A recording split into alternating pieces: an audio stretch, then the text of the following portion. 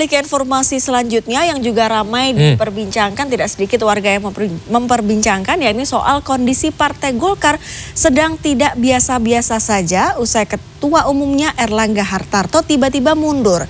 Spekulasi soal ada kekuasaan di luar Golkar yang bermain semakin kuat setelah Munas luar biasa bakal dipercepat untuk segera memilih Ketua Umum Partai Beringin. Ya, gejolak di tubuh Golkar disebut tidak lepas dari proses transisi kekuasaan antara Jokowi dan Prabowo. Sebelum pemilu lalu, Jokowi pernah menyatakan memiliki semua data intelijen terkait partai politik. Lalu bagaimana kelanjutan dinamika politik di Partai Golkar? Kita simak laporan berikut ini.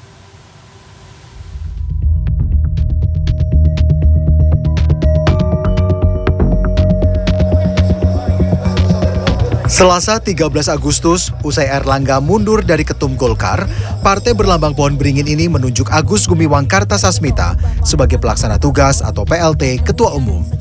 Setelah memiliki PLT Ketua Umum, rencananya Munaslup yang seharusnya digelar pada Desember bakal dipercepat usai rapat pleno pada 20 Agustus. Oleh pleno, jadi Rapimnas hanya membahas satu agenda.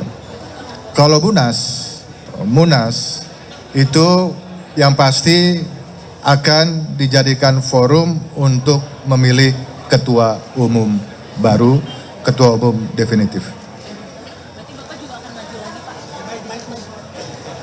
Saya tidak maju. Teka-teki siapa yang bakal menduduki kursi ketua umum Partai Beringin ini menyeruak. Di antara nama yang disebut ada nama Menteri Investasi yang juga kader Golkar, Bahlil Lahadalia, yang dekat dengan Presiden Joko Widodo. Tidak hanya soal siapa yang menduduki ketua umum, santer terdengar Joko Widodo dan putra sulungnya yang juga wapres terpilih, Gibran Rakabuming Raka, masuk dalam kepengurusan. Menanggapi isu itu, salah satu elit Golkar, Idrus Marham, justru menyambut baik jika isu itu benar. Bahwa ini kasih KTA, tidak ada masalah. Nah, bagaimana kalau misalkan Pak Jokowi mau masuk Golkar, itu alhamdulillah dong, barokah dong. Mantan presiden 2 periode. Kemudian kalau misalkan Mas Gibran mau masuk Golkar, ya barokah lagi, alhamdulillah. Jelang pendaftaran calon kepala daerah dan transisi kekuasaan dari Jokowi kepada Prabowo, friksi kekuatan politik semakin kencang dan memanas. Pengamat politik Hanta Yuda menyebut prahara di tubuh Golkar biasanya terjadi akibat 2 faktor, yakni adanya faksi di internal dan adanya pengaruh kekuasaan. Hanta menambahkan, yang bakal menjadi ketua umum Golkar akan banyak ditentukan oleh faktor kekuasaan yang ada.